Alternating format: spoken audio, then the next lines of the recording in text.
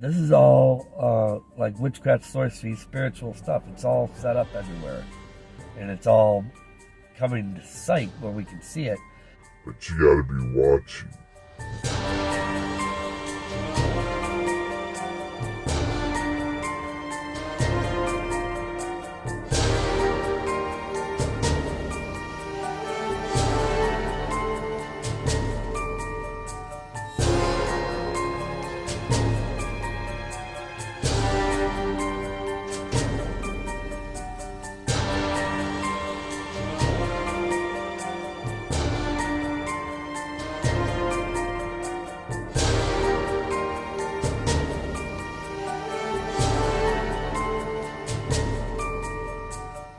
Every day, yes, gematria does nothing at all. In fact, it's a form of divination, witchcraft. Yes. Thank you, Active. Thank you.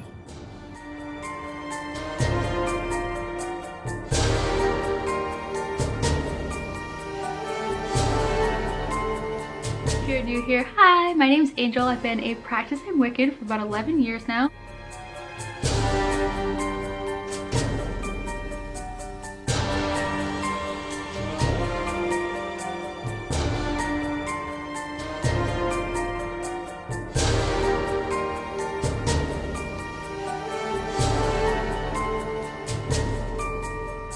If you're new here, hi, my name's Angel. I've been a practicing Wiccan for about 11 years now.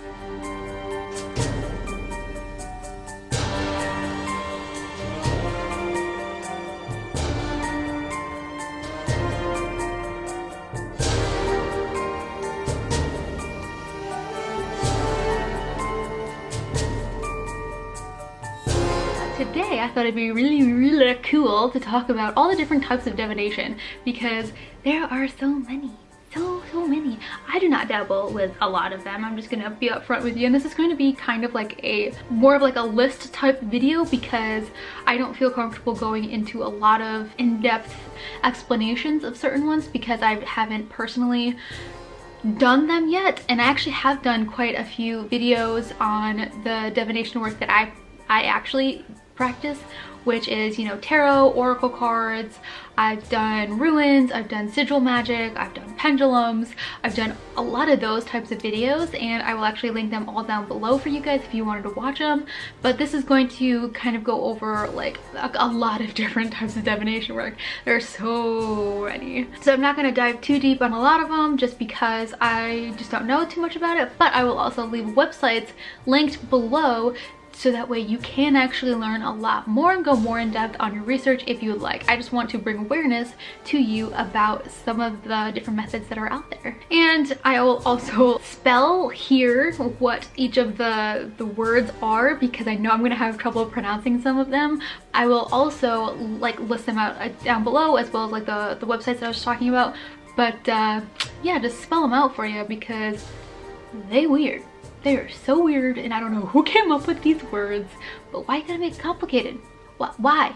Why? Okay, there doesn't need to be, these words don't need to be shrouded in mystery. It's cool, but my dyslexic butt can't figure out how to spell them. So that's also why I wanted to do this video, so that way I could learn, you know, more words and like more practices out there, because I think the best way to get to know people and just to like share a nice connection is by learning and understanding other types of paths and stuff. So I don't know, I thought it'd be fun to talk about. So let's get into it. The first one that we can talk about that's divination type work is astrology. So astrology, I feel like a lot of people know that one, and that's just using the celestial bodies. So it can be reading the sun and its patterns, or just using the sun in general, using moon phases and reading the moon, reading the planets and the stars. So that kind of falls under like horoscopes, kind of go underneath astrology, or reading stars can go underneath astrology.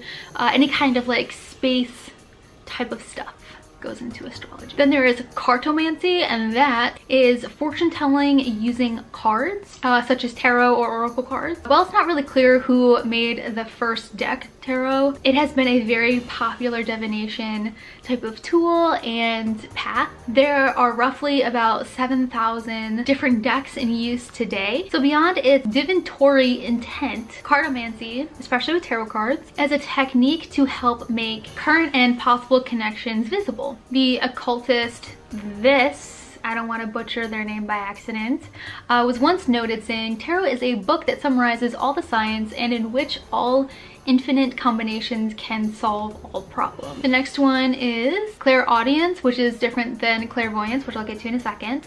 But this is clear hearing. So you're able to just sit in a space and be able to hear your divination answer, or to be able to have divination type of work. Then clairvoyancy is being able to see and being able to look into the future or look into your question that you're asking. These are very, very difficult to do, and some people believe that you have to be gifted with that at birth to be able to do that. Other people believe that you are able to practice at it and to actually hone in those skills. But those two are very similar in name, but very different in practice. Then the next one is crystallomancy, which is the ability to crystal gaze. So you have a bunch of crystals in front of you, or you have one particular stone that you look at, and then you look into the stone and you are able to see your answers. Which, if you I'll get to it, which in a little bit I will actually talk about this, but crystal gazing is just like fire gazing. So if you're looking into like a bonfire or something and you're able to see images come about, or you're able to kind of see things happening, that is the exact same thing that you can do with crystals. So there are certain crystals that are very beautiful and like you can actually see into. For example, like amethyst is a wonderful one, or a smoky quartz, because you're able to look at it, and if the sun's hitting it a certain way, you're able to see certain reflections. So that is called the crystallomancy. The next one is divining rods, or dowsing, and that is the method where a forked stick is used to locate water or precious minerals. You might see it as well as on like Ghost Hunters, I think, or Ghost Stories, where it's like those two rods and it goes like this. If I can find a picture or video, I'll put it up here. Then the next one is graphology, and that one is actually looking into handwriting and being able to read handwriting to see a person's traits, or being able to see where their life is leading to you, or where your life is leading. Then there's numerology. Numerology is using the numerical interpretations of numbers. So if you see like 777, or you see 1111, or you keep seeing twos everywhere, being able to assign those numbers to a letter, or just being able to understand why you keep seeing those numbers. So that is called numerology. Then there's oculomancy, which is divination of the person's eyes. So being able to look into someone's eyes and being able to read that person's soul, or being able to read where that person's issues are, or being able to better understand them. So that's what that is. Then there's also there's dream reading. I tried listening to the Google pronunciation of this word so many times and I can't get it, so it's gonna be right here, but this is the interpretation of dreams. Oneiromancy. Oneiromancy. Then there's ostomancy, which is the reading of bones. So if you saw some movies where you see maybe a voodoo or hoodoo priest or priestess, and they take a bag of bones and then they dump it out and they're able to read it, that is another word for reading bones. But I know there are a lot of other words to describe reading of bones, but this is just the one that I found, which is called the ostomancy. But this has been practiced all around the world in many different cultures for thousands of years.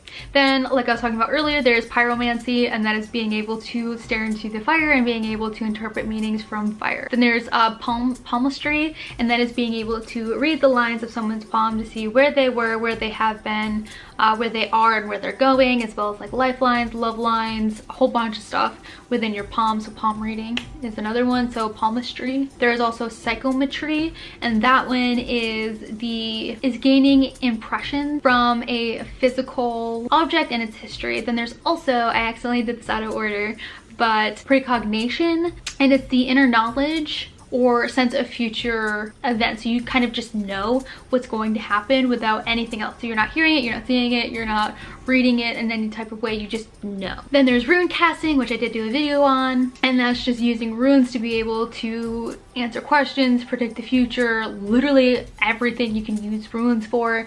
They've also been used by Norse, and it's believed that Odin created the runes as a gift to mankind to be able to hone in magic and actually use it through these through various symbols. They are considered sacred and holy in certain beliefs and certain alphabets, because there are different alphabets. So there is the Norse one, and then there's like Anglo-Saxon one. There's a lot of different rune alphabets out there that you can use, or you can use the original if you wanted. Then there's scrying, which this one is extremely popular as well. Scrying can be done many different ways. Oh, maybe I should do a video on scrying. If you want a whole video on scrying, let me know in the comments below. I think that would be really fun because I do scrying a lot and I haven't done a video on that yet. That could be cool.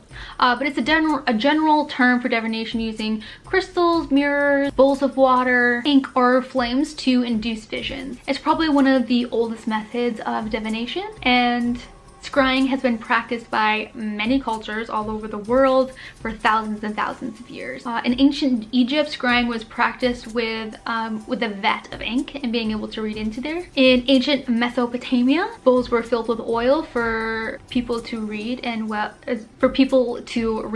see visions in. Ancient Greeks found meaning in the reflections of mirrors and on metals, while the Aztecs read information from obsidian. The practice of scrying actually led to the readings of crystals and the powers associated with them, which then led to the all-knowing crystal balls. So people are able to do the crystal gazing like we were talking about earlier, so that's another form. You can also use crystal gazing as a form of scrying. And then there is tassography.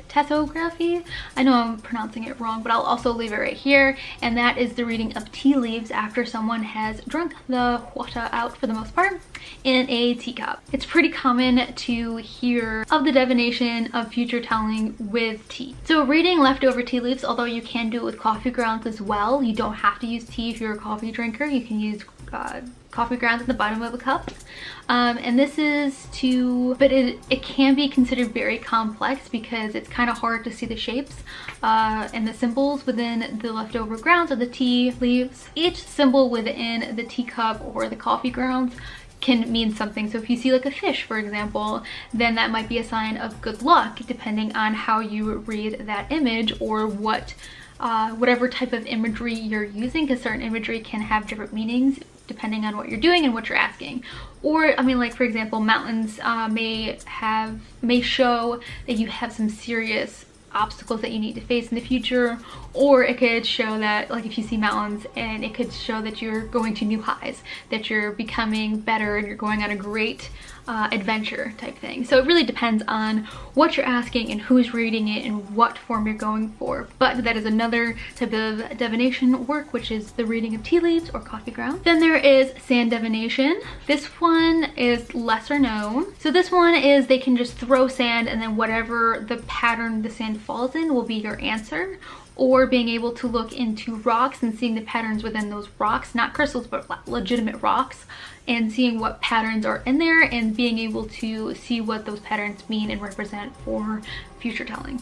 But for this one, it's really important to know the importance of the geometric figures. The next one up is pendulum divination. So that one is using a pendulum, and I have an entire video dedicated to that, but that's basically using a crystal hanging stone and having a sheet of paper that says yes, no, or maybe, and you're using that stone or whatever type of material. It just has to be a heavy object on something that will allow it to move, and that one will tell you a definite answer of yes, no, maybe, try again, unsure, whatever. But that one kind of just helps give you like a very direct, clear-cut answer, as opposed to some of the other ones where it's up to your interpretation. But those are just a few of the different divination types. Definitely comment down below of any other divination types that you're aware of and that you want to share with us and the rest of the community, because I know I'm curious, I know other people are curious. Like, I didn't even get into the reading of clouds and like the cloud patterns, but that's another form of divination. So I mean, just whatever you guys can think of that I didn't cover, definitely comment below so we can all learn together and help each other grow. But just a friendly reminder, you are loved, you are wonderful, and you are made of magic, my dear. So stay beautiful, and I will see you next time, guys. Peace. Cloud readings are one of the oldest forms of divination. It was common among the Celtic people and the Druids.